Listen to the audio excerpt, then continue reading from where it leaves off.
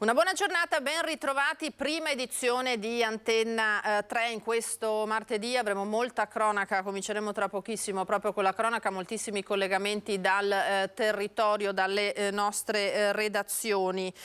Oggi tra l'altro vi ricordo come sempre dalle 13:30 lo spazio dedicato agli specialisti dell'ULSS 2, per cui parleremo come sempre di salute, di benessere e di sanità e poi tra gli ospiti avremo anche uno dei componenti della nuova giunta di Mario Conte, Sandro Zampese, assessore ai lavori pubblici, e più avanti parleremo di Romagna, alluvioni e della grande gara di solidarietà che c'è dalla Marca Trevigiana verso le popolazioni alluvionate. Ma allora cominciamo, abbiamo detto, innanzitutto dal nostro sondaggio di oggi, perché come sempre vi ricordo, oggi è martedì, c'è Ring in prima serata su Antenna 3, allora la domanda che vi poniamo è: settimana lavorativa di 4 giorni. Siete d'accordo? Per rispondere di sì 0422 1626 691, per rispondere di no 0422 1626 690. Questo abbiamo detto il sondaggio, come sempre digitate questi numeri per dire la vostra opinione, l'esito lo scopriremo questa sera a Ring. Il tema è quanto più d'attualità naturalmente, visto che si fa un gran parlare anche di smart working, lavoro agile eccetera, e poi di settimana lavorativa corta che in altri paesi è già una realtà e qui in Italia si inizia a parlarne.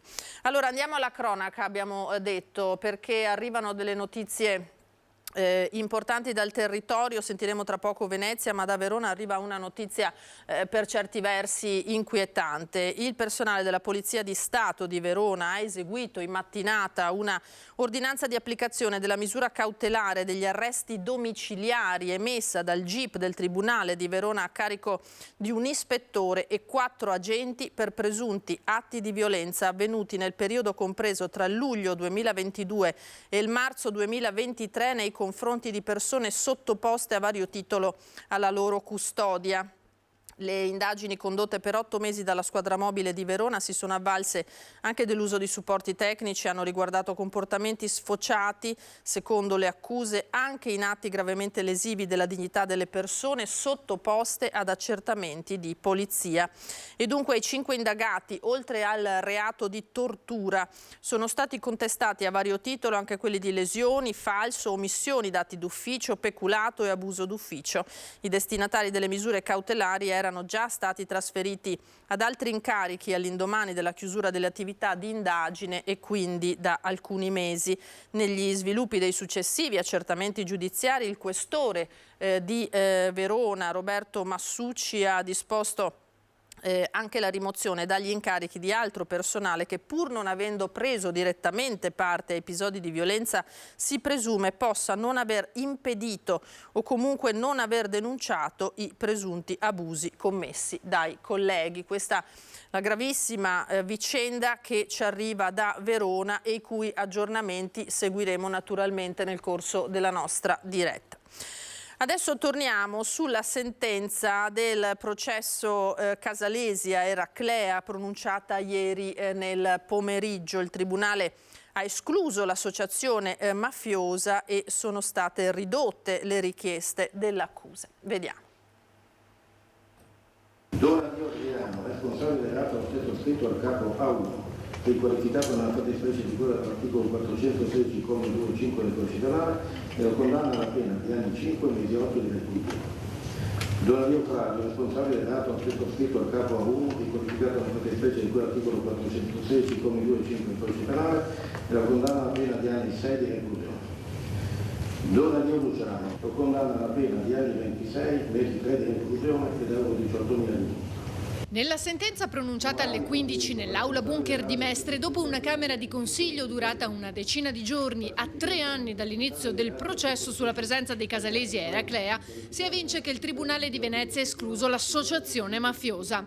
Sentenza che lascia perplessa l'accusa, ma come ha dichiarato il procuratore Cherchi va approfondita nel dettaglio. Bisognerà leggere bene con attenzione le motivazioni, perché c'è una sentenza passata in giudicato, perché è stata confermata in Cassazione che riconosce l'associazione mafiosa, e mentre invece in questo caso il Tribunale ha ritenuto che l'associazione esista, ci sia l'aggravante, se mal non ho capito, ma manchi la prova che sia un'associazione mafiosa. Quindi c'è l'aggravante ma non l'associazione. bisogna vedere come motiveranno questa scelta, che certamente così a primo acchito sembra diversa rispetto alle conclusioni a cui è giunta la Cassazione per gli altri coimputati. Il collegio presieduto da Stefano Manduzio ha emesso condanne più basse rispetto a quanto chiesto dall'accusa. Il principale imputato, Luciano Donadio, ritenuto il boss dei casalesi a Eraclea, è stato infatti condannato a 26 anni e 3 mesi di reclusione senza l'aggravante del 416 bis, a fronte dei 30 anni richiesti. Assolto l'ex sindaco Mirko Mestre, arrestato per voto di scambio politico-mafioso per le elezioni vinte a Eraclea perché il fatto non sussiste. L'accusa aveva chiesto condanne da 30 a 2 anni di reclusione per i 46 imputati, per un totale di 452 anni. Oltre a Donadio, le pene più pesanti sono andate a Raffaele e Antonio Buonanno, condannati a 19 e 14 anni rispetto a 30 e 20 e 8 mesi richiesti. Erano ritenuti i capi del presunto clan di Eraclea, assieme a un altro vertice, Antonio Pacifico, per il quale dai 30 anni chiesti ne sono stati comminati 10 e mezzo. L'aggravante del metodo mafioso è stata tuttavia applicata per singoli capi d'accusa come estorsioni, minacce e violenza privata. La fase dibattimentale iniziata a giugno 2020 ha visto circa 350 deposizioni di testi, tra cui l'ex ministro dell'Interno Lamorgese e il governatore Zaia, costituitosi parte civile. Nei confronti di Regione, Città Metropolitana di Venezia e Comune di Eraclea, il Tribunale ha disposto un risarcimento provvisionale di 200.000 euro, di molto inferiore rispetto alle richieste, con liquidazione dei danni morali e di immagine da fissare in sede civile. Ai sindacati CGIL, CISL e UIL la provvisionale di 20.000 euro ciascuno, 50.000 all'Associazione Libera.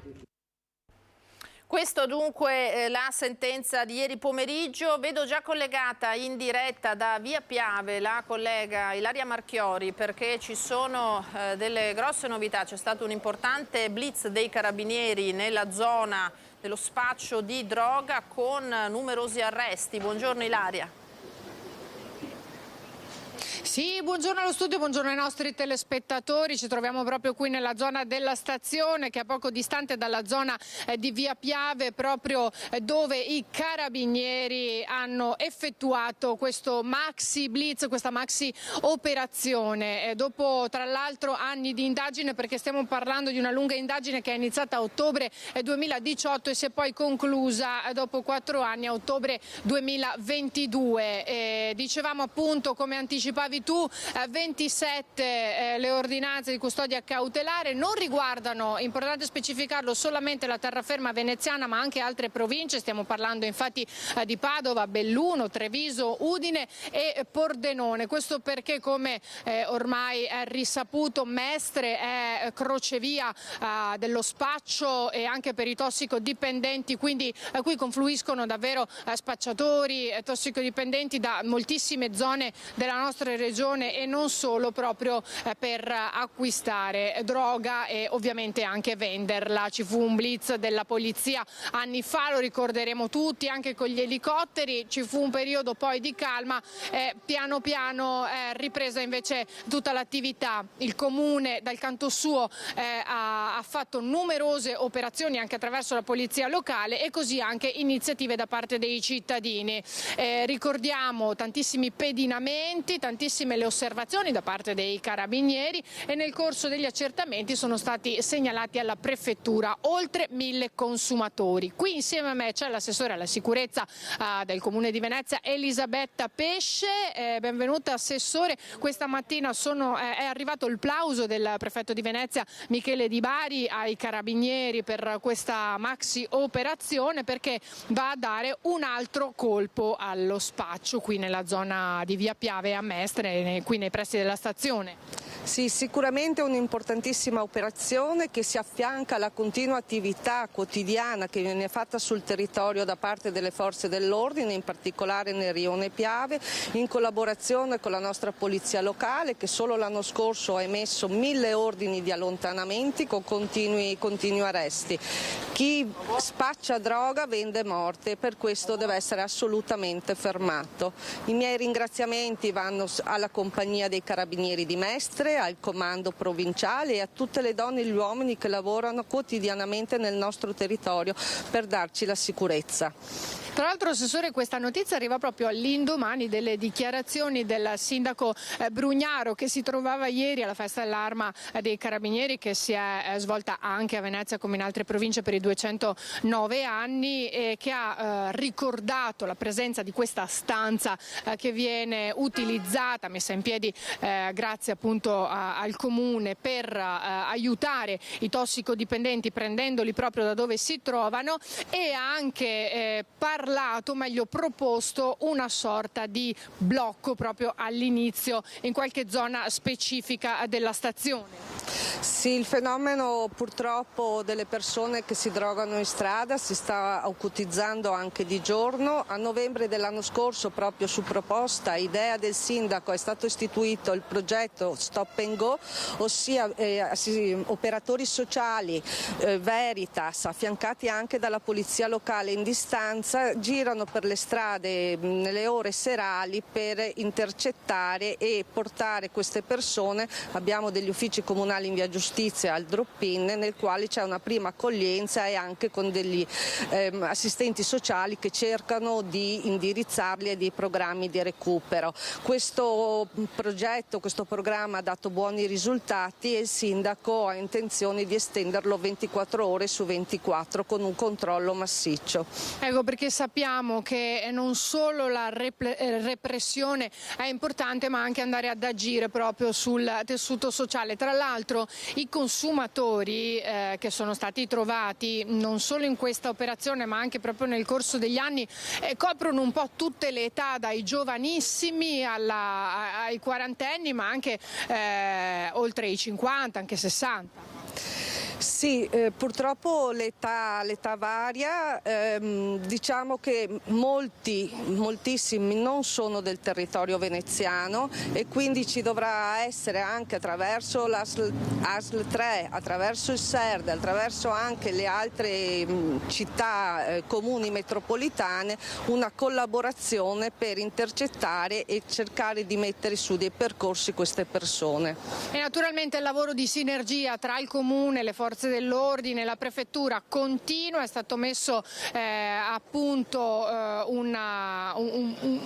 l'operazione, chiamiamola così, alto impatto, che coinvolge tutte le forze dell'ordine grazie alla prefettura e che sta ovviamente continuando, perché la sinergia in questo caso è fondamentale. Qui da Mestre è tutto, io ringrazio l'assessore comunale alla sicurezza Elisabetta Pesce e restituisco la linea allo studio. Grazie Ilaria, grazie all'assessore. Naturalmente una operazione di cui parleremo naturalmente anche nel corso dei nostri telegiornali serali. Intanto andiamo avanti con un altro caso che fa molto parlare, molto discutere, la sentenza Zen, la Cassazione che ha confermato in via definitiva la condanna a 9 anni di carcerazione per la guardia giurata che uccise un bandito in fuga. Il sindaco di Cittadella ha assicurato: faremo di tutto per farlo scarcerare. Sicuramente non può finire così. Non ha dubbi il sindaco di Cittadella Luca Pierobon, che lancia l'idea di una raccolta firme per far scarcerare Massimo Zen, condannato a 9 anni di carcere per omicidio volontario. La guardia giurata di 52 anni, residente nella città murata, il 22 aprile del 2017 sparò e uccise il giostraio Manuel Mayor, che stava fuggendo dopo aver compiuto 4 colpi ad altrettanti bancomat. Mayor e i suoi complici avevano messo a segno diversi assalti tra Trevigiano, Bassanese e Alta Padovana. Quella notte Zen lavorava a Vedelago, era in contatto con i carabinieri perché era emersa la notizia della fuga dei malviventi. Aveva intercettato il veicolo, aveva messo la sua auto di traverso per bloccarli, poi il fuoco, la morte del bandito e adesso la condanna di Zen. Pierobon non intende farsi da parte. Sono finiti i tempi delle chiacchiere, i tempi di star fermi ad ascoltare, bisogna cercare di trovare una soluzione, da una mano a Massimo, quindi cercheremo di muoverci in tutti i modi possibili non tanto per creare il caso a livello sociale, perché comunque la popolazione sa già cosa sta accadendo e quindi è tutta disposta a aiutare Massimo. Se raccogliessimo oggi delle firme in tutta Italia probabilmente raccoglieremo milioni di firme a sostegno di Massimo. Oggi però bisogna sentire le istituzioni, sentire il governo, capire cosa si riesce a fare per far sì sì che Massimo non stia in carcere tanto. Massimo è una brava persona, Massimo è un lavoratore, Massimo è una persona che stava facendo il suo lavoro per mantenere la propria famiglia, non è un delinquente e quindi come tale non può stare in carcere. Ci sono 50.000 sistemi dei servizi sociali a qualsiasi altra cosa per cercare di far sì che una persona sconti una pena in una maniera alternativa. Quindi ecco, noi ci muoveremo nel pieno rispetto delle legalità per aiutare Massimo. Andiamo alla cronaca del Vicentino adesso, perché un pericoloso pregiudicato ubriaco è stato arrestato dopo aver picchiato la fidanzata in un luogo pubblico. Aveva poi rivolto la sua furia contro i poliziotti che avevano tentato di bloccarlo. Un italiano di 38 anni, ubriaco ed aggressivo, è stato arrestato la notte scorsa dagli agenti della squadra volanti chiamati nei pressi di una pizzeria a causa del comportamento violento dell'uomo. Una furia che si è scatenata verso le 2 nei confronti della fidanzata e che poi si è estesa ad alcuni passanti che erano intervenuti per tentare di sedarlo. Minacce e insulti che l'ubriaco ha rivolto poi anche contro i poliziotti che tentavano di controllarlo e che infine sono ricorsi alle manette per bloccarlo e contenerlo, visto la furia degenerata con calci e pugni. A successivo controllo in questura, l'uomo residente a Civitavecchia è risultato essere un pluripregiudicato per reati contro la persona e il patrimonio e collegati allo spaccio per stupefacenti, scarcerato lo scorso anno per rapina a mano armata. In attesa dell'esito del rito in direttissima per violenza e resistenza pubblico ufficiale, il questore ha disposto un foglio di via da Vicenza per 3 anni. Rimaniamo proprio in provincia di Vicenza. Controlli dei carabinieri nella Valle dell'Agno hanno portato a 2 denunce in materia di armi. Controlli in Valle dell'Agno che hanno portato a 2 denunce in materia di armi, 2 persone rispettivamente per minaccia aggravata dall'uso di un coltello e per lesioni e porto abusivo di oggetti atti ad offendere. Il primo episodio si è verificato a Creazio, ha coinvolto un cittadino della provincia di 20 anni che brandendo un coltello in una via pubblica ha minacciato un coetaneo per dissidi privati. Nel secondo episodio i militari della tenenza di Montecchio hanno denunciato una donna che nel corso di un litigio ha cercato di colpire con un coltello un conoscente per motivi personali. In entrambi i casi gli autori delle condotte sono stati identificati e denunciati all'autorità giudiziaria che ne valuterà le condotte. Nell'ambito dei controlli condotti dai militari di Arzignano, Valdagno, Trissino, Montecchio, Montebello e Chiampo sono stati ispezionati 73 tra mezzi e persone e individuati 3 soggetti di interesse operativo per i quali sarà valutata la possibilità di avanzare proposte di misure di prevenzione. C'è stato invece un infortunio sul lavoro ad Albignasego nel Padovano. Un 50enne ha probabilmente avuto un malore mentre stava manovrando una betoniera. È ricoverato nel reparto di rianimazione a Padova ormai da alcuni giorni. Si tratta di un 50enne padovano colpito probabilmente da un malore, questa è l'ipotesi più accreditata in attesa di ulteriori accertamenti, e che lavora in un'azienda di Albignasego. Mentre stava controllando il versamento di calcestruzzo da una betoniera al cantiere di un edificio in costruzione, i colleghi si accorgono che il 50enne non risponde più ai loro richiami e lo trovano riverso a terra davanti ai comandi del mezzo meccanico che non aveva fatto in tempo a fermare. Immediato l'intervento del SUEM 118 che lo rianima e lo porta in ospedale. Sul posto lo Spisal per stabilire la dinamica dell'incidente, mentre la procura ha aperto un'inchiesta, una sorta di atto dovuto, in quanto si è verificato comunque un incidente sul luogo di lavoro, anche se l'ipotesi più probabile rimane quella del malore, in attesa degli accertamenti eseguiti in ospedale. E c'è molta cronaca purtroppo che arriva anche dalle strade. Un incidente in ordine di tempo, l'ultimo in ordine di tempo è un tamponamento in A4 in cui sono rimaste coinvolte 6 auto e un camion, 5 i feriti trasportati al pronto soccorso con evidenti disagi alla circolazione. Incidenti in autostrada A4 stamattina, avvenuto tra gli svincoli di Montebello Vicentino e Montecchio Maggiore in direzione Venezia.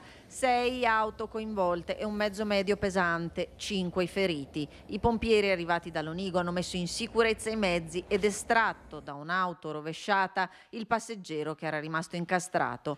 Tutte le persone coinvolte sono state assistite dal personale sanitario del SUEM, accorso con più ambulanze, 5 le persone portate in pronto soccorso. Sul posto la Polstrada e il personale ausiliario di autostrada. Si sono riscontrati rallentamenti al traffico che è stato canalizzato su una corsia. Le operazioni di soccorso dei vigili del fuoco sono terminate alle 10. E una gita in montagna poteva trasformarsi davvero in una tragedia per una famiglia di Abano Terme. La loro vettura è stata colpita da un masso e solo per miracolo non ci sono stati esiti tragici. Allora siamo in collegamento, eccolo, lo vedo, con il collega Francesco Ratai e con Federico Cibotto, che sono insieme proprio da Andrea Farnè, che era alla guida della vettura colpita dalla grossa pietra. A te la linea, Francesco, e buongiorno. Sì, buongiorno da Abano Terme, qui con me c'è Andrea Farnè che la scorsa domenica ha vissuto un'esperienza che nessuno vorrebbe vivere, perché quando era nel Bellunese vicino a Sedico stava guidando la sua auto sulla statale a Gordina e improvvisamente un masso ha colpito la sua auto in cui era tutta la sua famiglia, sua moglie e i suoi 2 figli. L'auto è stata colpita e fortunatamente è stato colpito il poggiatesta, quindi non ha sfondato il tettuccio della macchina, o quantomeno non ha colpito nessuno all'interno. Vi sentite miracolati? Sì, decisamente ci sentiamo miracolati. Per un soffio non finiva in testa a mia moglie e a mio figlio seduto dietro. È stato veramente un evento traumatico che ancora oggi ci porta a essere scossi, particolarmente scossi. La sua famiglia, lo diceva, sono molto turbati da questo fatto. Sì, soprattutto mia moglie e mio figlio, che erano vicinissimi al masso caduto sopra la loro testa, li ha sfiorati per qualche centimetro. Il tettuccio della macchina è arrivato ad appoggiarsi al poggiatesta di mia moglie, insomma, che se l'è vista veramente brutta. È stato un episodio veramente drammatico. Ecco, lo vedete anche nelle immagini che sono adesso in onda. Queste sono le foto, le testimonianze di questa tragica gita, di questa gita che fortunatamente non ha avuto un risvolto tragico. Ma come è successo? Era segnalato qualcosa, caduta massi? C'era qualche rete protettiva? No, allora la caduta massi è ovvio che è segnalata, ma non c'è nessuna rete protettiva che tutela l'incolumità delle persone che viaggiano. Sono un appassionato di montagna e da sempre mi reco in montagna. La montagna secondo me non ha mai colpe, ma l'essere umano a volte sì. La tutela del cittadino dovrebbe essere preservata meglio di così, a mio avviso. A breve sarà il 13 giugno, la festa di Sant'Antonio. Pensate di passare in Basilica per ringraziare il santo che probabilmente ha messo una mano? Sì, sicuramente sì, qua a Padova siamo praticamente tutti devoti al santo, di sicuro qualcuno dall'alto ci ha dato una mano, sicuramente. Ecco, ringraziamo Andrea Farnè, gli facciamo un in bocca al lupo per tutto. Un'ultima domanda. Sì. L'auto adesso dov'è? Quanti danni ha avuto? L'auto è in carrozzeria, ha avuto un danno, mi hanno detto, tra i 10 e i 15 mila euro, che qualcuno spero provvederà a risarcire perché sono danni veramente ingenti. Ma sul momento è intervenuto qualcuno? Sì, al momento abbiamo chiamato subito il pronto intervento dei Vigili del Fuoco, poi è arrivata anche la Società delle Strade, Veneto Strade, e i Carabinieri a fare sopralluogo. Sono tutti tempestivi ed efficienti, nulla da dire a riguardo. Ecco, ora sperando che arrivi anche il risarcimento per la famiglia Farnè, restituisco la linea da Abano Terme. Grazie Francesco, grazie al tuo ospite, davvero immagini impressionanti, possiamo solo immaginare quello che ha vissuto, che ha passato questa famiglia, fortunatamente tutti illesi, ma poteva davvero finire molto molto male. E ci sono stati purtroppo anche degli incidenti mortali in questi ultimi giorni. A Salgareda la comunità è sotto shock per la morte di Vasco Basso, 49 anni, che ha perso la vita mentre andava a prendere la figlia alla partita di basket. È la 25esima vittima sulle strade della Marca Trevigiana dall'inizio dell'anno. Vasco lo conoscevamo bene tutti, tutto il paese. Tra l'altro Vasco è anche cugino del mio vice sindaco, la Carmela Pollinedrio. Lo avevo incontrato anche questi giorni in giro, insomma, perché è io lo chiamo ancora un ragazzo di paese. quello che è successo è una tragedia. La tragedia ieri sera intorno alle 22, mentre andava a prendere la figlia alla partita di basket. Vasco Basso, 49 anni, stava percorrendo via 11 febbraio a Gorgo al Monticano, una strada secondaria stretta e piena di curve che collega la frazione Opitergina di Malintrada a quella gorghense di Cavalier. Il 49enne ha perso il controllo dell'auto all'altezza di una curva a sinistra, finendo nel fossato che costeggia la carreggiata. Sul posto, arrivati i sanitari dall'ospedale di Motta di Livenza, l'elisoccorso del Cafoncello e i vigili del fuoco. Nonostante il pronto intervento da parte dei sanitari, le operazioni per salvare l'uomo sono risultate vane, inutili i tentativi di rianimarlo. Le cause dell'incidente sono ora al vaglio dei carabinieri. Il sospetto nasce che abbia avuto un malore, insomma, questo è quello che posso pensare. Un sospetto che si fa vivo dal momento che Vasco aveva recentemente subito un'operazione e in passato avrebbe avuto dei problemi cardiaci, ma saranno le indagini ad accertare il motivo dell'incidente. Il 49enne era molto conosciuto in paese, così come la famiglia. Lascia la moglie e 2 figli di circa 15 e 19 anni. Era un gigante buono, le parole del sindaco Andrea Favaretto. I di Vasco facevano parte del sociale di Sagareda, perché con Giocolandia, con la Proloco erano presenti. Conosco benissimo il fratello Moreno e conosco l'Attuela, sua sorella.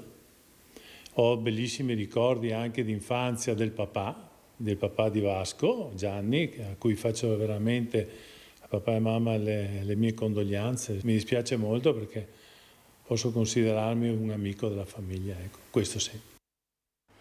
Dalla Marca trevigiana al Padovano, perché è morto invece dopo 4 giorni il ragazzo di appena 18 anni coinvolto in un incidente stradale giovedì scorso a San Giorgio delle Pertiche. In moto era finito contro l'auto dello zio. I medici hanno fatto di tutto per salvarlo, ma Simone Filippi, 18enne di San Giorgio delle Pertiche, non ce l'ha fatta. Il giovanissimo era finito con la sua moto contro un'auto, una BMW 320, in via Trieste, sempre a San Giorgio delle Pertiche. A guidare il veicolo per una tragica fatalità era uno zio di 55 anni.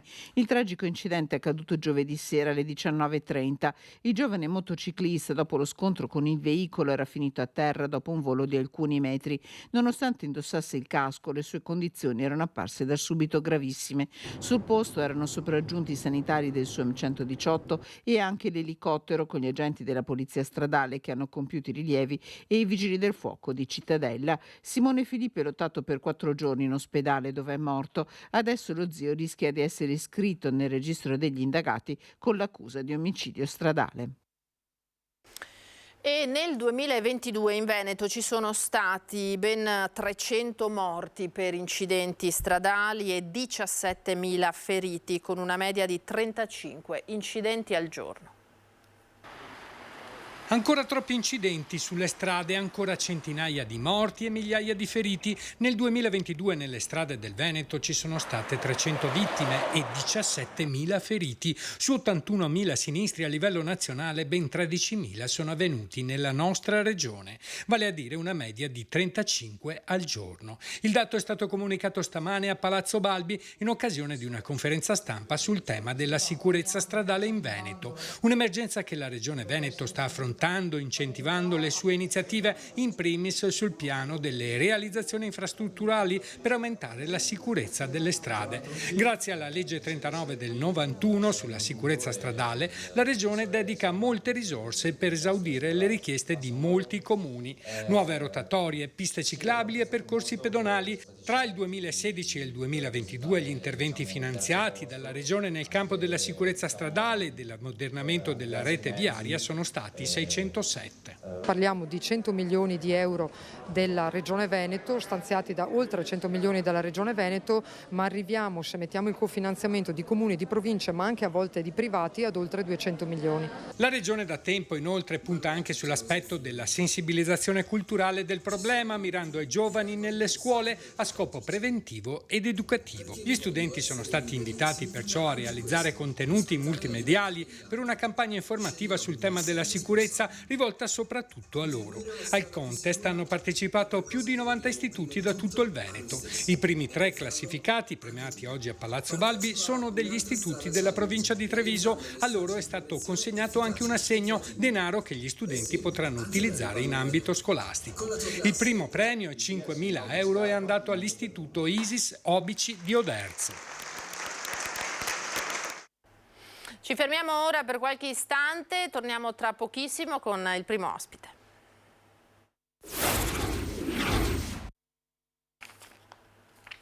Eccoci di nuovo in diretta con la prima edizione di Antenna 3. Vi presento il nostro primo ospite. Saluto e ringrazio Sandro Zampese, buongiorno. Riconfermato assessore ai lavori pubblici del Comune di Treviso. Certo, buongiorno a tutti. Assessore, reduce dalla prima giunta, mostriamo la foto della prima riunione proprio della giunta del Conte bis, del secondo mandato del sindaco Conte. Eccovi qua riuniti, se la regia può mettere in onda l'immagine e ci dica un pochino com'è andata. Beh, è andata benissimo, era una giunta, è stata una giunta nella quale il sindaco ha dato delle direttive, delle indicazioni, delle precisazioni su come intende muoversi e come intende che ci muoviamo, e soprattutto nei rapporti anche con i consigli comunali, i rapporti con i cittadini. Ecco, e ci può svelare qualcosina? Quali sono gli indirizzi del sindaco? Immaginiamo massima disponibilità, lui ha detto sempre assessori H24, insomma vi ha chiesto un bel impegno. Sì, no, l'impegno assolutamente non è una novità che Mario ci chieda un impegno quasi H24, diciamo. E adesso soprattutto dobbiamo sempre migliorare il nostro rapporto con il Consiglio Comunale, con i consigli comunali, con l'ascolto dei cittadini nei vari quartieri e anche misurare bene e capire bene le opere che dobbiamo fare, le priorità che dobbiamo dare alle nostre opere, eccetera, prima di avere una consultazione anche collettiva, diciamo. Ecco. Quindi certo. Fare un po' da filtro anche per poi fare le priorità finali. Senta, ma ci dica un po', abbiamo visto una giunta parzialmente riconfermata e parzialmente rinnovata, che impressione ha di questo nuovo gruppo, di questa squadra? L'impressione è positiva assolutamente, come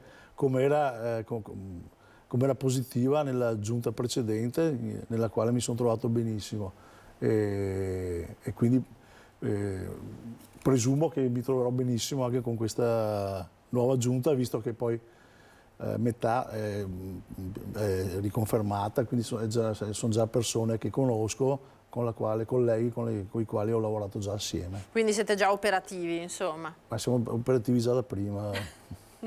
Sempre rimasti operativi. Sì, tra l'altro, sì. Assessore, c'è il primo consiglio comunale anche certo. Oggi pomeriggio alle 18, si riunirà a Palazzo dei 300 e noi lo seguiremo tra l'altro con una diretta durante il telegiornale di questa sera. Anche il consiglio comunale è per molti versi rinnovato, vedremo molti volti nuovi, no? Sia in maggioranza che in opposizione. Questo fa bene, è una ventata di novità, che aspettative ha? Le aspettative sono quelle delle prerogative del Consiglio Comunale, sono quelle della gestione, della programmazione, della gestione della politica cittadina, quindi politica amministrativa cittadina. Le novità fanno sempre bene, il rinnovo è endemico e positivo e quindi penso che sarà un bel Consiglio Comunale. Ecco.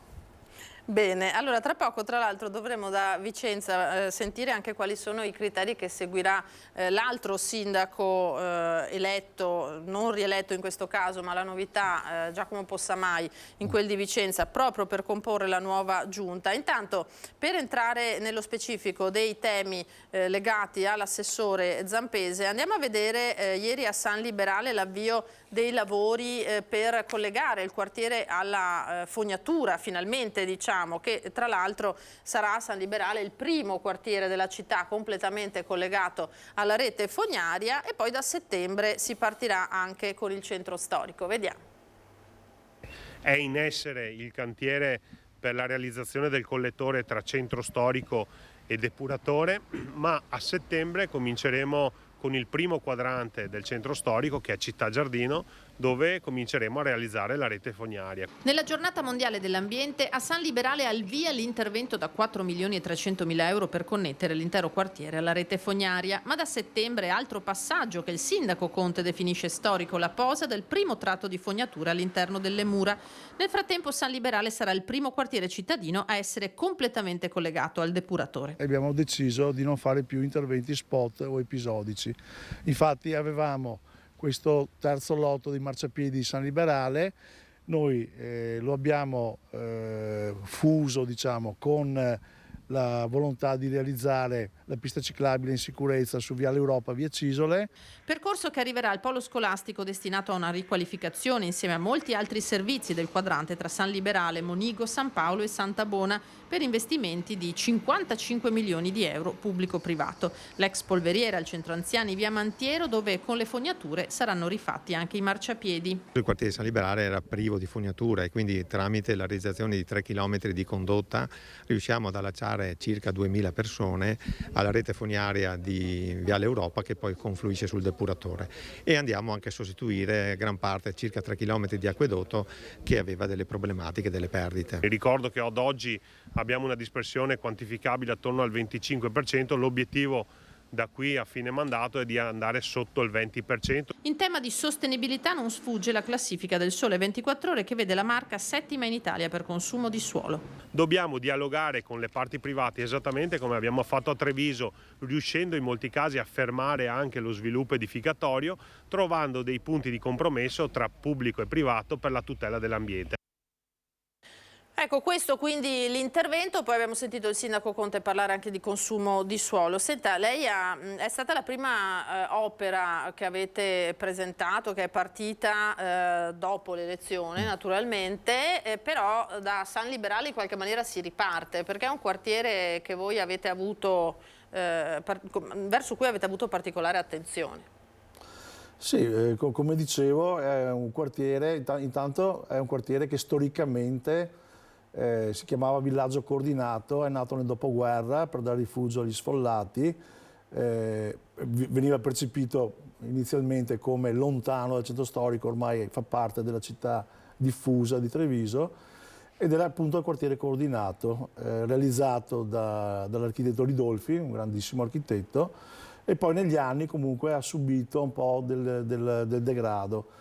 Quello che è stato fatto, partendo dalla riqualificazione dei marciapiedi, quindi l'ultimo lotto dei marciapiedi ancora che erano partiti con l'amministrazione Gentilini, abbiamo deciso di guardare un po' all'area vasta, cioè a San Liberale e al polo scolastico di Santa Bona, che lo fronteggia in Viale Europa. Da lì è nata l'idea appunto di realizzare con la risistemazione dei marciapiedi di San Liberale anche la pista ciclabile di via Cisole e Viale Europa, con tutta la riqualificazione dei percorsi interni legati ai percorsi casa-scuola, quindi col potenziamento del polo scolastico anche nell'hub del trasporto pubblico, e da lì proprio a livello intersettoriale, quindi con l'urbanistica, con il settore ambiente, abbiamo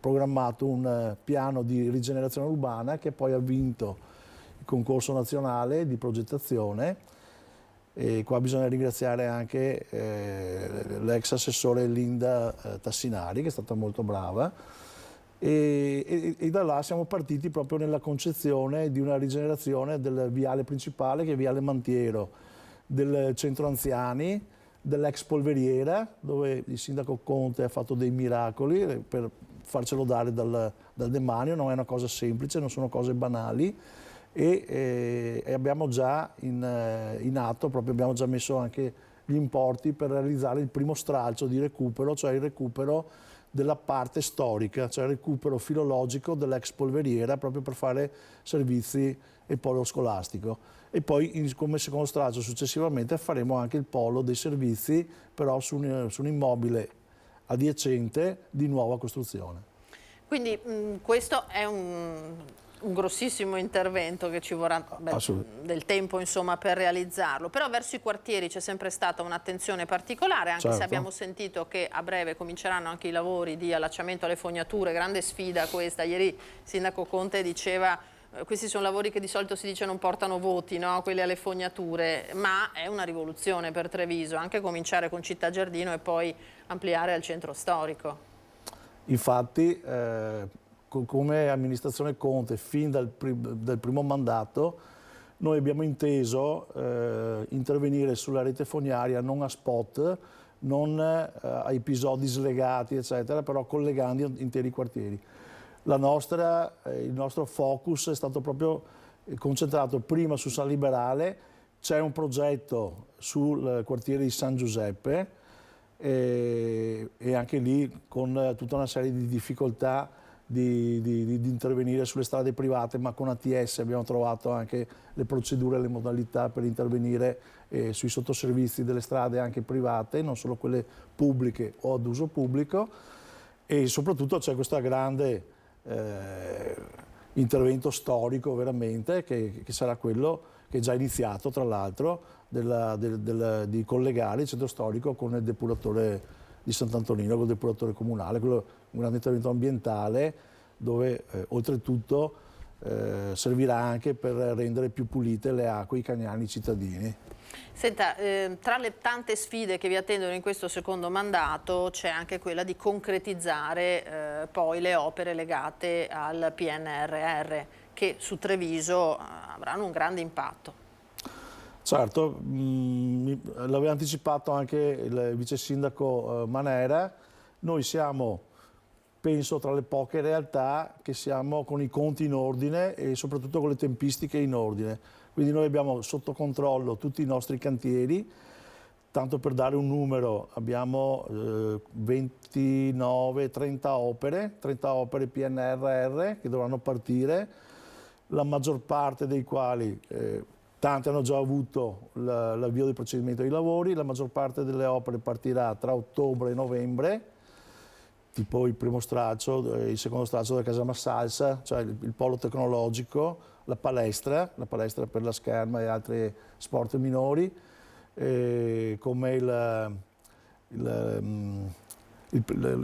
riqualificazione della palestra dell'ex palestra G della biblioteca comunale, della biblioteca GIL e anche il secondo stralcio del macello, nonché uno dei più grandi interventi, anche come importo, la riqualificazione della cinta muraria di Treviso, del sistema bastionato di Treviso. Per cui sono arrivati più di 5 milioni, mi pare, giusto?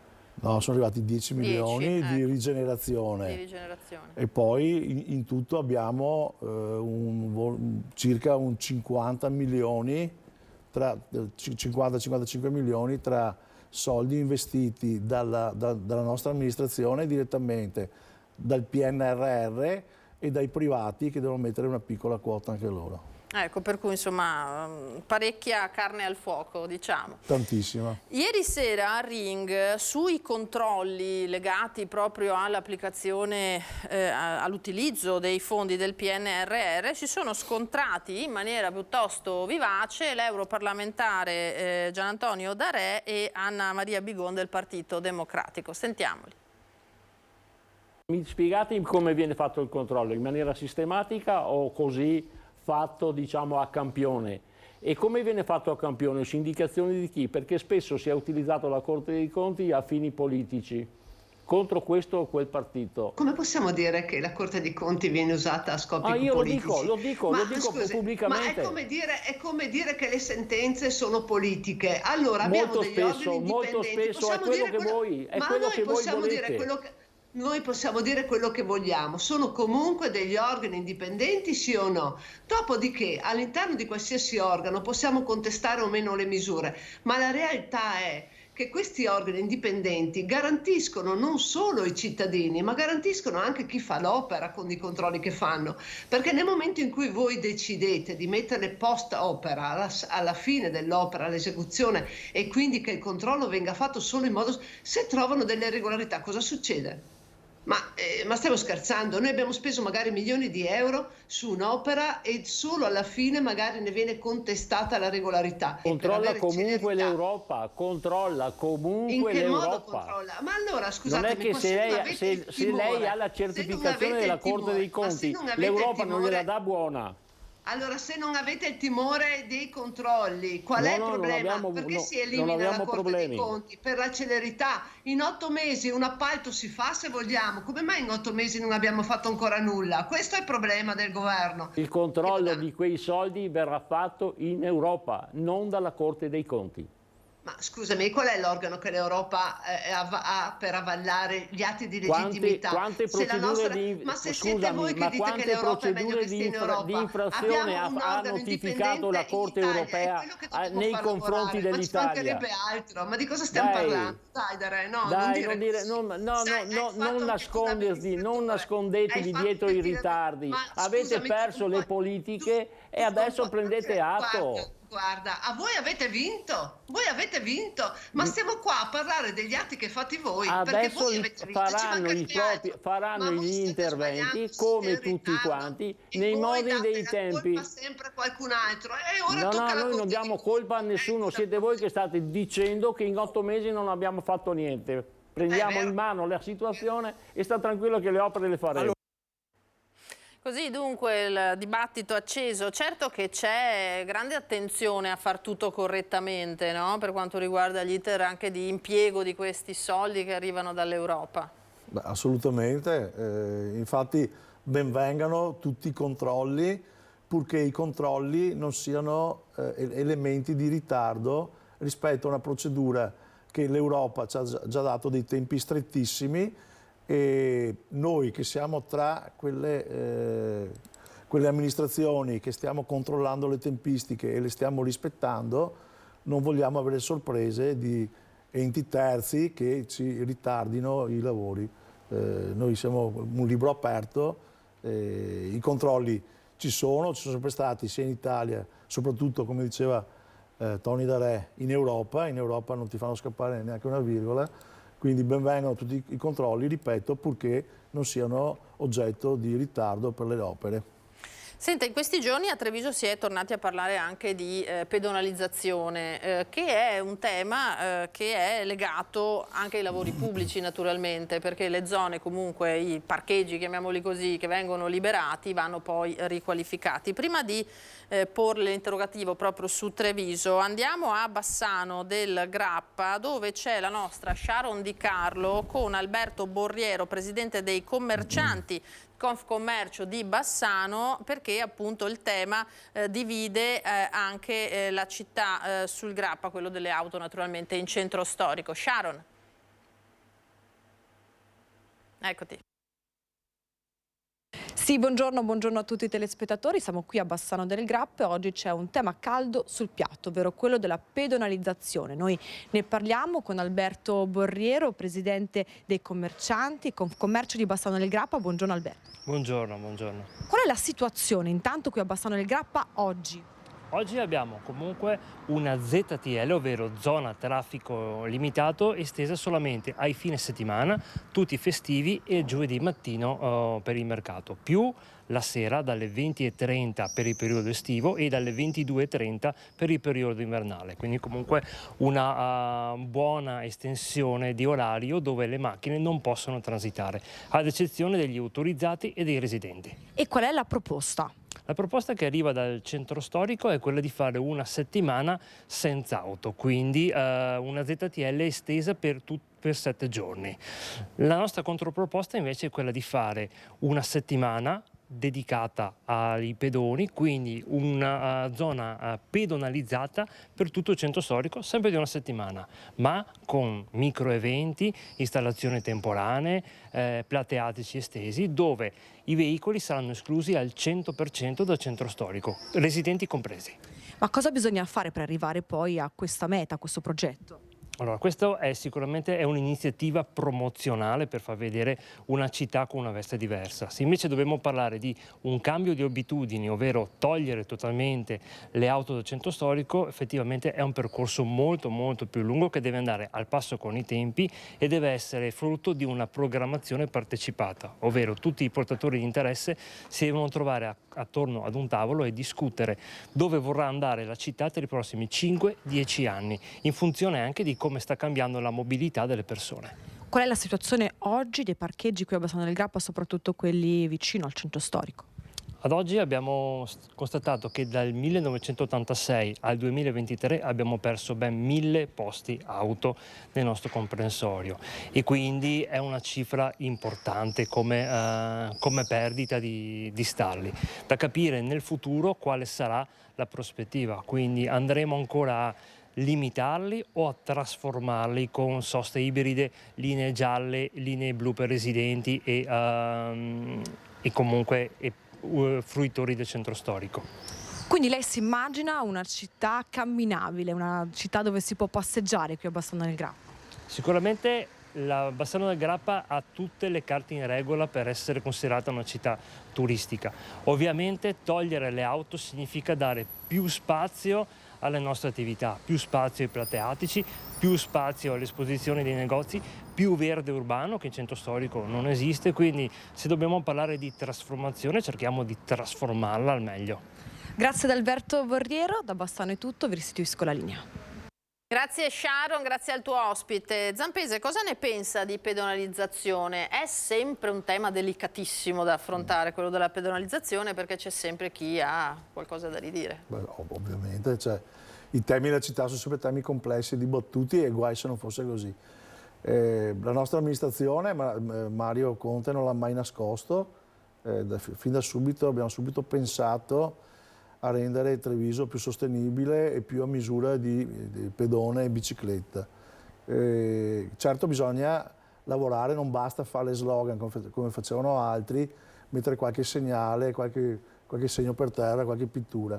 Quindi la pedonalizzazione o comunque l'aumento delle zone a traffico limitato, perché pedonalizzazione vera e propria è sempre molto difficile da perseguire, anche perché ci sono mezzi di soccorso, ambulanze, garage di privati, eccetera, e quindi si parla di una zona a traffico limitata spinta, deve prima però deve essere preceduta assolutamente, e questo era il nostro impegno, da una quantità pari di parcheggi sottratti, rimessi all'esterno delle mura o comunque in zone adiacenti, e che ci siano tutti i servizi tali per cui il disagio sia all'inizio il minore possibile. Ecco, si parla di Piazza Duomo a Treviso, no? Certo che allora il trevigiano è abituato a parcheggiare in Piazza Duomo, a essere vicinissimo al Calmaggiore, ci vuole anche un cambio di mentalità in qualche modo. Ci vuole cambio di mentalità, però ricordo che l'idea di Piazza Duomo va avanti, però deve essere preceduta dal recupero di stalli auto nelle vicinanze, nelle adiacenze, appena fuori mura, proprio per dare la possibilità a tutti di avere un servizio completo, pur avendo un aumento della zona pedonale o della zona a traffico limitato. Senta, invece le rotonde in strada ovest quando le vedremo? Che sono molto attese. Allora, le rotonde in strada ovest hanno avuto un percorso un po' difficile perché sono due rotonde collegate tra di loro. Quella di Pino è già stata finanziata da dei privati che stanno facendo una lottizzazione, e quella delle Corti, che è quella invece che facciamo noi, pubblica, anche quella ha l'importo finanziato e il progetto già realizzato.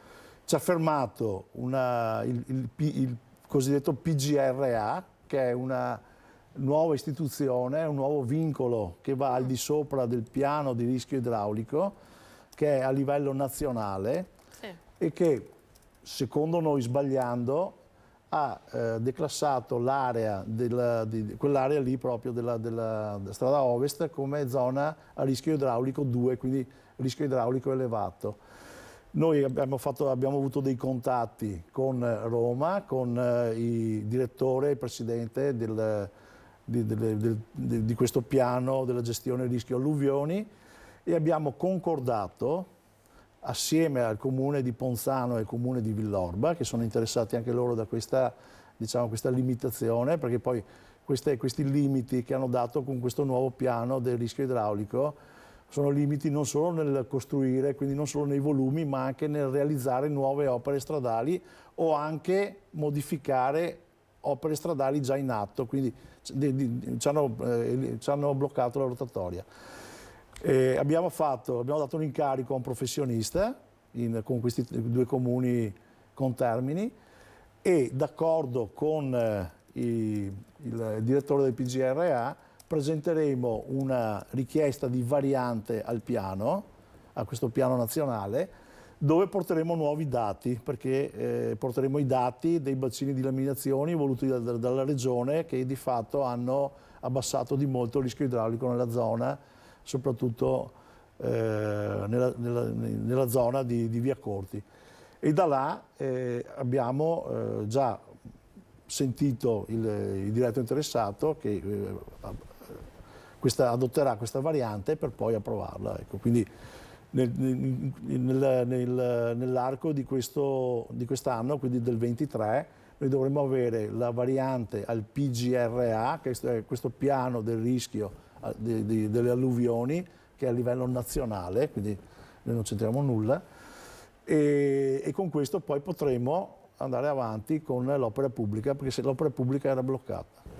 Beh, l'abbiamo visto purtroppo anche da quel che è successo non molto lontano da noi, che il discorso appunto del rispetto idraulico è assolutamente prioritario, soprattutto di questi tempi. Certo è che poi le opere magari subiscono dei rallentamenti però questo è un nuovo piano che è subentrato circa 1 anno e mezzo fa e che ha dato da poco gli effetti bloccando le 2 rotatorie, e quindi abbiamo trovato anche il modo, per fortuna, di sbloccarlo.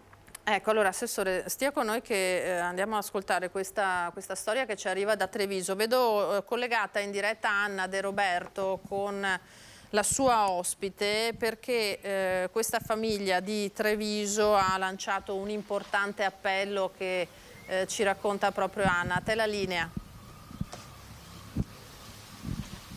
Sì, buongiorno Lina, buongiorno a te e ai telespettatori. Sì, è un appello alla solidarietà, un appello all'aiuto. Vi presento Nicoletta Marchi, moglie e mamma, che hai fatto un appello attraverso il canale di internet lanciando un crowdfunding per aiutare tuo marito. Che cosa è successo a tuo marito Roberto? Mio marito il 22 febbraio ha avuto un brutto incidente autostradale e a seguito dell'incidente ha subito una lesione midollare rimanendo tetraplegico. Come l'avete scoperto di questo incidente? Ci raccontavi dietro le quinte che tu hai saputo soltanto diverse ore dopo. Sì, l'incidente è avvenuto alle 3:15, ma ne sono venuta a conoscenza solo alle 7, quando dopo diverse telefonate mio marito non rispondeva ai bambini e quindi abbiamo cercato di rintracciarlo, localizzando il telefono e scoprendo solo molto più tardi che purtroppo era stato ricoverato d'urgenza in ospedale per questo grave incidente. Da lì la corsa in ospedale, l'operazione, quali sono le speranze oggi per Roberto? Roberto ha una lesione midollare molto alta alle vertebre cervicali e in Italia non ci sono molte speranze di recupero, per cui ci siamo rivolti anche all'estero per cercare di trovare una soluzione, un aiuto, di modo che possa recuperare quanto più possibile e tornare ad avere la vita che aveva con i suoi bambini, i suoi figli e con me.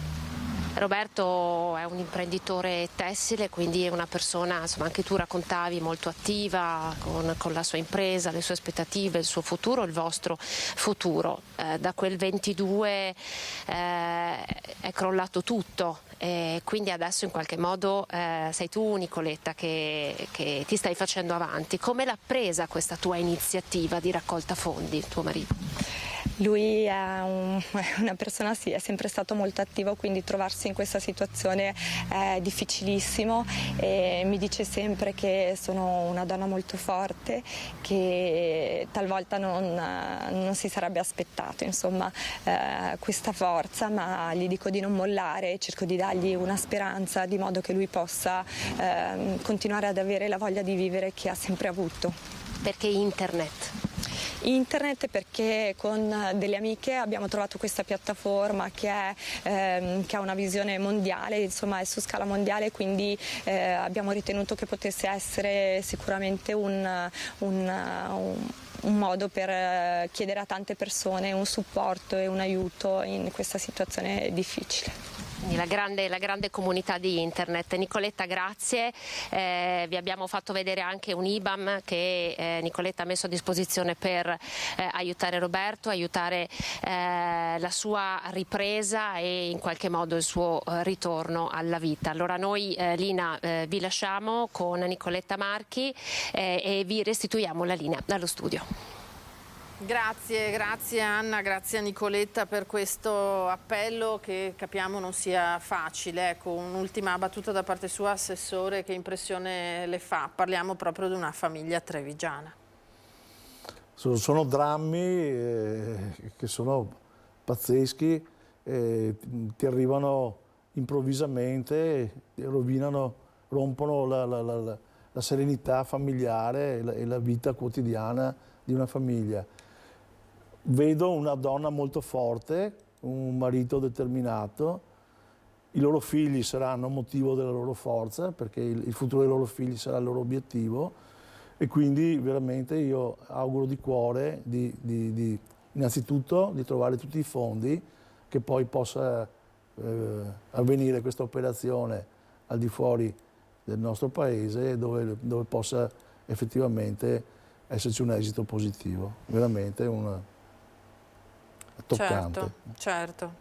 Assessore, io la ringrazio, l'appuntamento è al Consiglio Comunale di questa sera alle 18, certo. Quindi rivedremo l'assessore Zampese e i membri della Giunta e del Consiglio Comunale riuniti ai 300 per la prima volta dopo la rielezione di Mario Conte alle 18 e saremo in diretta alle 19:30. Grazie ancora a Sandro Zampese. Grazie a lei, buongiorno. Per essere stato con noi e buon lavoro, perché abbiamo sentito che ce ne sono parecchi di interventi da fare, di opere pubbliche che la città aspetta. Allora, in regia Alessandro Granziera e Alberto Pivetta, io direi di andare a questo punto dal nostro Federico Fusetti, che dalla Caritas antoniana ci deve parlare di povertà, perché ogni anno nel mese di giugno proprio la Caritas sceglie alcuni progetti per sostenere la povertà. Quest'anno aiuti alle associazioni italiane e la costruzione di una scuola in India. A te, Federico. Sì, buongiorno a te, buongiorno ai telespettatori. Come sempre la Basilica di Sant'Antonio ci offre degli scorci meravigliosi. Questo è il chiostro del noviziato, che tra l'altro normalmente non è nemmeno aperto al pubblico, però insomma vi mostriamo queste immagini così belle. Ci avviciniamo al 13 giugno, oggi parliamo di Caritas antoniana, lo facciamo con frate Valerio Folli, che è il direttore, buongiorno. E parliamo dei progetti che avete, perché avvicinarsi al 13 giugno per voi ogni anno comporta anche, diciamo, scegliere dei progetti da sostenere sulla povertà, purtroppo viene da dire anche le nuove povertà che avanzano. E che cosa sono questi progetti?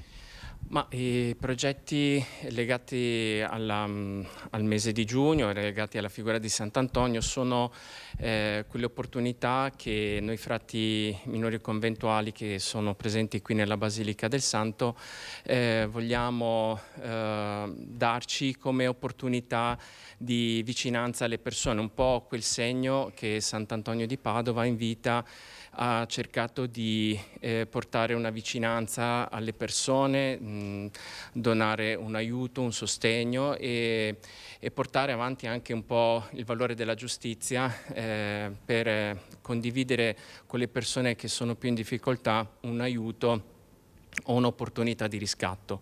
Quest'anno che progetti avete scelto? Ce ne sono due, uno per l'Italia e uno per l'estero, diciamo così. Sì, insieme al Messaggero di Sant'Antonio la Caritas ha scelto quest'anno di suddividere i progetti in due, in modo particolare uno in Italia in collaborazione con i nostri frati presenti nel territorio nazionale.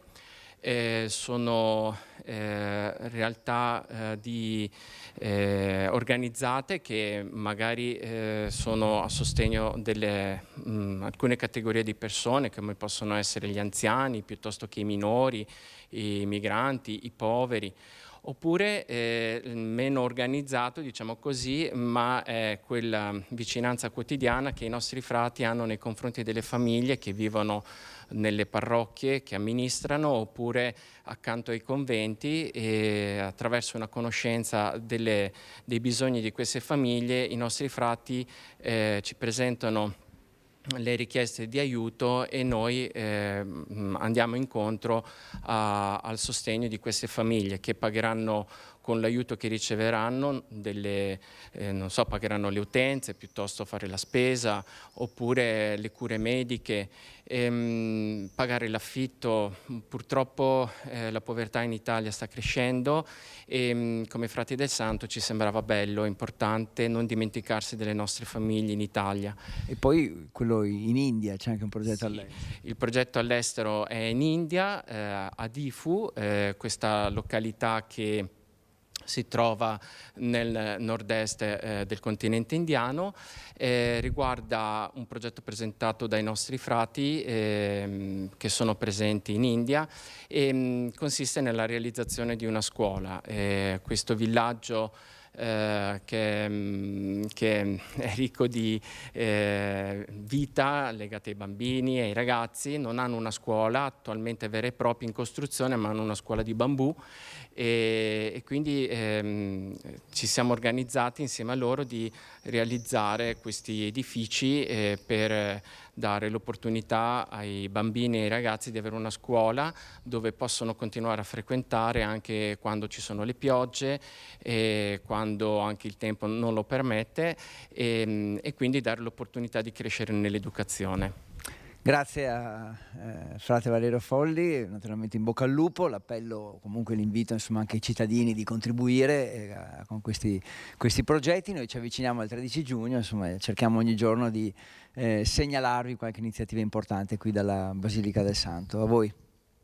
Grazie Federico, grazie naturalmente per questo collegamento. Abbiamo collegati con noi via Skype, li vedo e li saluto, i nostri due ospiti per parlare di quello che sta accadendo purtroppo in Romagna, ma anche della grande solidarietà che arriva dalla Marca. Allora, Fabio Tesser, educatore trevigiano e di Forlì, perché ha questo doppio canale di vita, no? Fabio, adesso ne parleremo, e Don Alessio Magoga, che è direttore dell'azione di Vittorio Veneto. Buongiorno, rappresentante della diocesi naturalmente di Vittorio, che si sta muovendo in maniera importante per dare una mano alle popolazioni alluvionate. Buongiorno a entrambi. Buongiorno. E grazie per questo collegamento. Allora, Fabio Tesser, lei lavora anche nella Marca, educatore qui nel nostro territorio, ma vive per lo più a Forlì e purtroppo sta toccando con mano quello che è successo nella città, dove c'è davvero chi ha perso tutto. Tra l'altro abbiamo proprio dei video che ci ha inviato e che adesso via via mostreremo per dare l'idea di quello che sta succedendo. Ci racconti com'è la situazione adesso?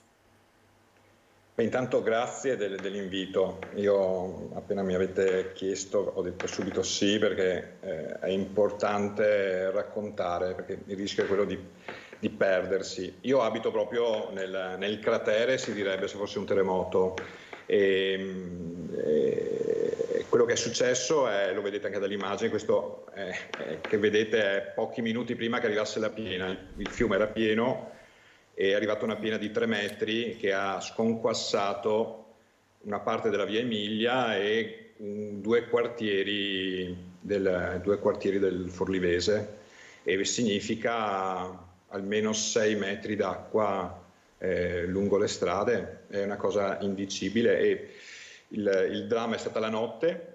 perché la notte è partito tutto, luci non c'erano connessioni, non c'era telefono, eravamo totalmente isolati, quindi non si sapeva cosa succedeva ai nostri parenti che stavano dall'altra parte della strada, c'erano rumori, elicotteri, che la gente segnalava con le urla e con il cellulare la loro presenza, venivano caricati coi gommoni, quindi tutta la notte è stato un rumore di elicotteri, di cascate, perché l'acqua cadeva nei buchi da 6 metri, nei garage, e poi rumori di garage che esplodevano. Adesso vedete alcune immagini di cosa è rimasto dopo, perché significa che la maggior parte delle case ha perso tutti i garage e gran parte del primo piano. E è stata una cosa, adesso mentre guardo le immagini che vengono fuori tutti i flash, le macchine, ci sono più di 2500 macchine da buttare, che significa sommerse dal fango. Quello che rimane, sono passati 21 giorni, è il dramma di mezzo metro di fango ancora da spalare. Ieri sono stati aperti, dopo 20 giorni, dei parcheggi, dei garage, dove dentro c'è tutto, e qua si apre poi il problema. Un conto sono le cose e un conto sono le persone, sono gli anziani, cominciano a cedere perché hanno perso tutto. Io ho svuotato la casa dei miei suoceri, sono rimasti solo i muri e il pavimento, sono stati tolti i palchetti, non c'è più la loro camera matrimoniale, non ci sono più ricordi, le foto abbiamo tentato di salvarle, ma sono rimaste piccole macchie di colore. Proprio adesso è la corsa verso ridare una normalità.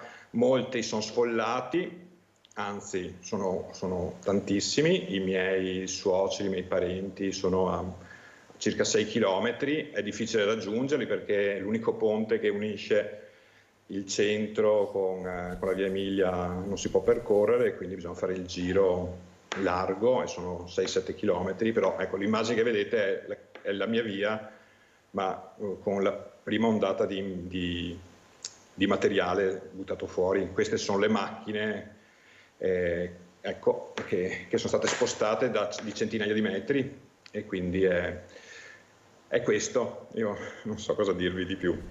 Sì, le immagini parlano da sole, anche la sua emozione naturalmente. È una situazione tragica per tantissimi versi, e vediamo che a distanza di settimane purtroppo c'è ancora insomma, il disastro assoluto. Poi mi diceva l'altro giorno che a ogni pioggia adesso, tra l'altro, succede... Sì, ieri. Esatto. Ieri sera allagamenti, a Ravenna c'era almeno un mezzo metro d'acqua, per fortuna solo acqua, tra virgolette per fortuna, perché il fango è una cosa, io non avevo mai immaginato che facesse una cosa del genere, sembra di avere olio in mano, cioè non basta pulire, ma bisogna sgrassare. Noi abbiamo avuto la fortuna di non perdere la lavatrice, quindi come molti altri abbiamo dato la lavatrice per chi aveva la possibilità di lavare qualche capo, e noi per almeno 10 giorni la lavatrice andava da mattina a sera, e però quello che il mio bagno fa ancora fatica a tornare come era prima, perché quella patina di fango è entrata dappertutto. Ieri ho sistemato le biciclette dei miei figli e il fango è entrato dentro sul tubo del freno, si infiltra dappertutto. Quello che state vedendo è un'altra cosa per me importante però da aggiungere, che è la gente. Il weekend dopo e quello dopo ancora, migliaia di persone. Qua vedete, sono le 7:15. Stranamente alle 7:15 la gente si incamminava, andava a prendere le macchine, migliaia di persone che lavoravano. Alle 7 si staccava perché cominciava l'imbrunire e non c'era luce. Ecco, voi tenete conto che alcuni palazzi sono rimasti... la mia scala è ancora senza luce, cioè la mia scala, l'altra scala del mio condominio è ancora senza luce, e è tutto complicato. tutto complicato. Senza dubbio, senza dubbio. Don Alessio, lei sull'azione avete, ecco, chiedo alla regia di inquadrare questa pagina, ha proprio proposto la testimonianza di Fabio Tesser, un vittoriese a Forlì, che, come ci ha appena raccontato, spiega che quello che è successo è anche peggio di un terremoto, ma c'è anche la forza, lo diceva, della gente e una grande gara di solidarietà che arriva da tutto il territorio nazionale e probabilmente anche da oltre i confini e anche dal nostro territorio, no, Don Alessio? Come diocesi vi siete mossi, ma ci sono molte testimonianze di solidarietà in corso dalla Marca Trevigiana per dare una mano alla Romagna. Approfitto innanzitutto per dare un saluto a chi ci sta seguendo e in particolare a Fabio, e che ringrazio anche per l'intervista che ha rilasciato al nostro settimanale. Credo sia anche questo un servizio importante, cioè far conoscere attraverso i mezzi di informazione quello che sta accadendo, perché veramente si fa fatica a capire guardando da lontano il dramma, ecco, che questa popolazione, questi nostri connazionali stanno vivendo in queste settimane. Quindi un saluto ancora a Fabio e a quanti ci stanno seguendo. Per quanto riguarda la solidarietà, certamente c'è un movimento significativo e importante, credo che coinvolge diversi centri, insomma diversi territori della nazione che, come ricordava prima Fabio, si sono messi in movimento proprio per essere presenti e dare una mano. Sul nostro settimanale abbiamo pubblicato anche un editoriale comune scritto dai direttori dei settimanali della Romagna. Volevo richiamarlo, anche questo è un piccolo segno di solidarietà, no, di tutti i settimanali diocesani d'Italia che hanno condiviso appunto questo testo, e in cui si ribadisce da un lato lo spirito con cui la popolazione locale sta affrontando questo tipo di evento, no? La logica del però, vale a dire, di fronte a un dramma del genere, sì, ci sono tante cose negative, però molti romagnoli dicono anche il positivo che c'è, quindi sanno andare oltre alla situazione di bisogno, di mancanza, ma sanno cogliere anche il positivo che c'è. E poi l'altra parola utilizzata in questo editoriale comune è il volto dell'altro. Il volto dell'altro è il volto di chi si è fatto prossimo in questi giorni, in queste settimane, molti giovani, molte persone che sono venute dalle regioni vicine, anche dal Veneto e dalla Marca Trevigiana. Per quanto ci riguarda, in modo più puntuale, il legame con Fabio ci aiuta a tenere un contatto più diretto proprio anche grazie alla Caritas di Vittorio Veneto e la Caritas di Forlì, per cui proprio i giorni scorsi, il 2 giugno, è partito un pulmino con vari generi di prima necessità per la Caritas di Forlì e dunque il territorio lì dove Fabio abita. La Caritas di Vittorio Veneto, come pure quella di Treviso, ma come un po' tutta la Caritas italiana, ha inoltre aperto una sottoscrizione di un fondo di solidarietà per le popolazioni alluvionate, e questo fondo è facilmente accessibile tramite internet, si trovano i dati necessari per eventualmente fare un'offerta.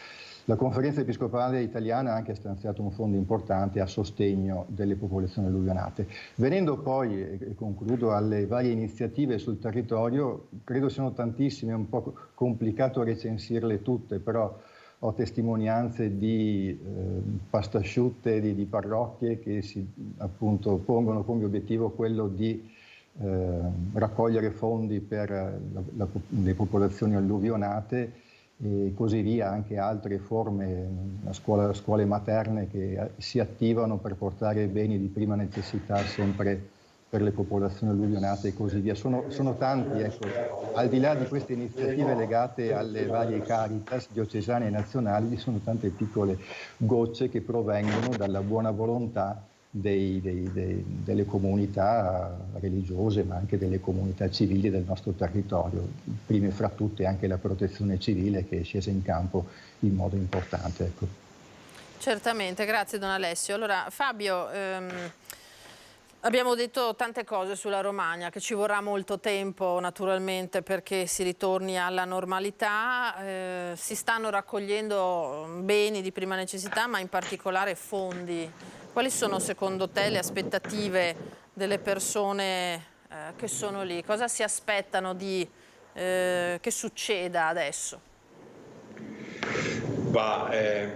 È difficile rispondere.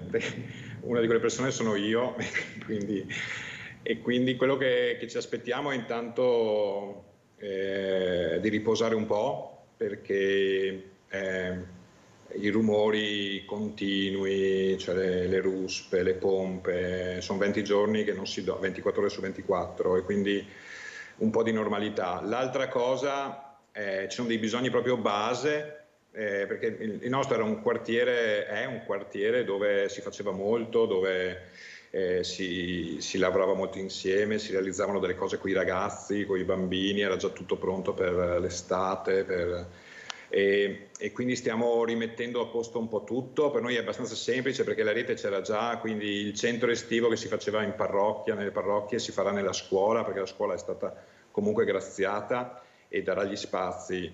Però è tutto in questo momento, dopo le case, si sta già finendo, insomma si stanno rimettendo a posto gli oratori, e gli oratori in questo momento il nostro è invaso da mezzo metro di fango, le idrovore stanno lavorando ma bisogna fare a mano. La chiesa, noi avevamo un salone da cinema per la messa, non c'è più, nel senso che è ceduto. Ecco, una cosa che non si sa è che in questo momento le case molte case sono evacuate, sono proprio rese inagibili, la parrocchia in questo caso, e quindi le sedi scout, un condominio con 50 persone domenica è stato evacuato, 3 case in fianco a casa mia sono state evacuate, e adesso vedremo cosa succederà. E quindi come comunità, parrocchia prima di tutto, ma come comunità abbiamo deciso anche di far confluire molte offerte. Per esempio so che l'ordine dei pediatri di Treviso sono stati loro che ci hanno un po' stimolato su questa cosa, verso le attività per i giovani, perché la cosa pazzesca è che non ci sono. Noi avevamo dei magnifici parchi e così, e non ci sono più, sono sabbie mobili, e quindi stiamo mettendo in moto la ricostruzione anche di quello che non c'è più, e anche a livello di iniziative di relazione nuove. Stamattina mi chiamava uno da Bertinoro, una persona, un amico che si rendeva disponibile a ricreare momenti di aggregazione con tecniche particolari, e lavoreremo. Domani sarò in contatto con i gas di Pisa che ci conoscono, e anche loro hanno detto: noi siamo pronti a partire. Ci sono degli oratori qui di Treviso, di Vedelago, che hanno chiesto la possibilità di gemellarsi, e per me sarà importante. Io credo che da una parte c'è l'importanza di ricostruire, e quindi i mobili, e dall'altra c'è l'importanza di relazioni, quindi a me viene da dire ben venga la gente durante l'estate a stare con la gente, perché anche solo sedersi su una panchina e consolare gli anziani, perché io sto vedendo anziani che stanno cedendo, ci sono molti ricoveri, ci sono persone che fanno fatica, perché dovete immaginare che mia suocera è stata presa in braccio durante la notte, portata su un canotto e portata sul ponte per poi essere evacuata,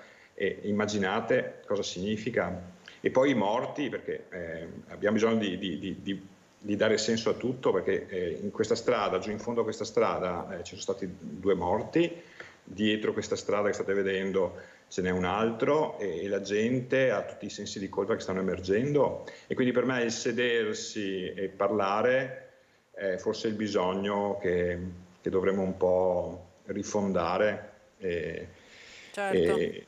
E questo, insomma.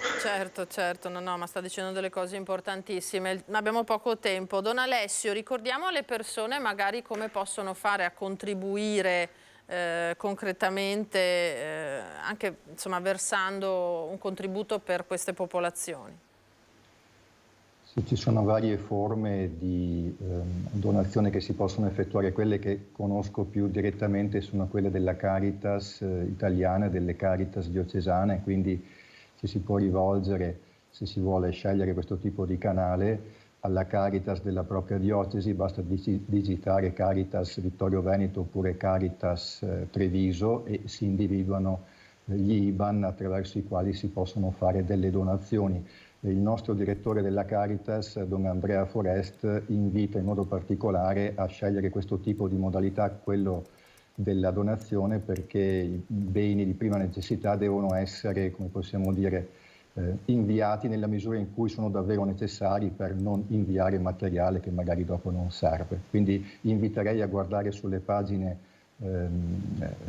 internet delle rispettive Caritas per individuare la modalità attraverso la quale fare la donazione. Grazie, io ringrazio entrambi anche dell'emozione che ci avete trasmesso. Grazie a Fabio Tesser, educatore vittoriese che sta vivendo purtroppo sulla propria pelle e della propria famiglia quello che sta accadendo a Forlì, e come sempre grazie a don Alessio Magoga, direttore dell'azione di Vittorio Veneto, anche naturalmente sempre per quello che fate.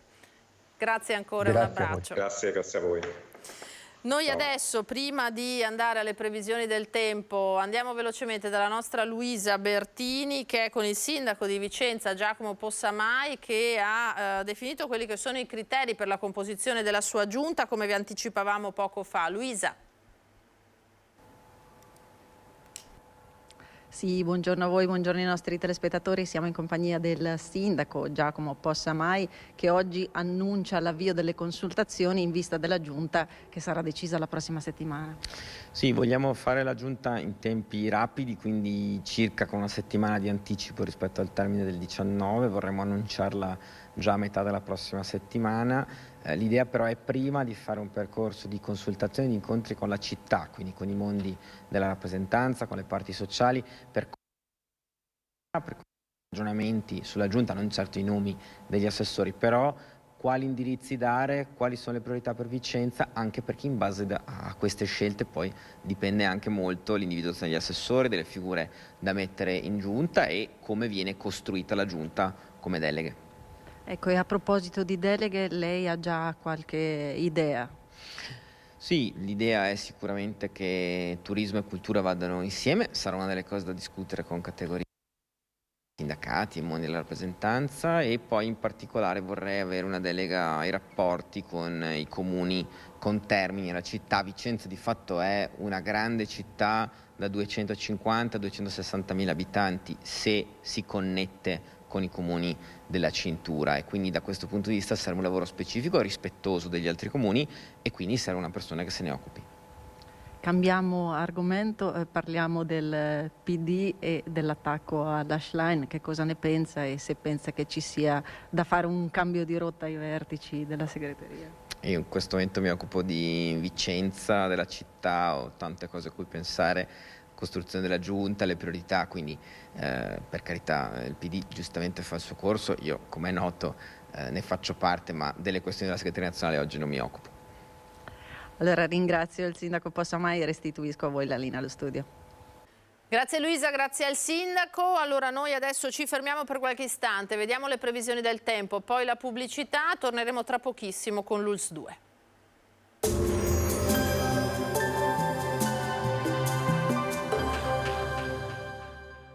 Portaci gli oggetti, i mobili, i vestiti che non usi più. Da noi, guadagni. Ex novo mercatino dell'usato. Aperto 7 giorni su 7, via Vicenza 23, Vede Lago. Bentrovati al Meteo. Dopo un inizio di settimana all'insegna delle piogge, condizioni ancora instabili sul nostro territorio. Vediamo il dettaglio di martedì 6 giugno. Sul Veneto fino al mattino avremo rovesci sparsi. Col passare delle ore nuvolosità variabile, sarà via via più asciutto e soleggiato, soprattutto in pianura, mentre in montagna saranno possibili ancora dei temporali. Temperature stazionarie, minime tra 13 e 18 gradi, massime invece tra i 21 e i 24 gradi all'incirca. Spostiamoci ora sul Friuli Venezia Giulia. Anche in questo caso tempo incerto, saranno probabili rovesci e temporali sparsi, non escluse delle schiarite su bassa pianura e costa. Temperature minime tra 13 e 17 gradi, massime sui 20-22 gradi. Infine diamo uno sguardo alla situazione del Trentino Alto Adige, dove in mattinata prevarrà il sole e anche nelle ore più calde si formeranno degli isolati rovesci. Temperature minime intorno ai 13-14 gradi, massime sui 26-27 all'incirca. Dal meteo di Antenna 3 per ora è tutto, grazie per l'attenzione, arrivederci.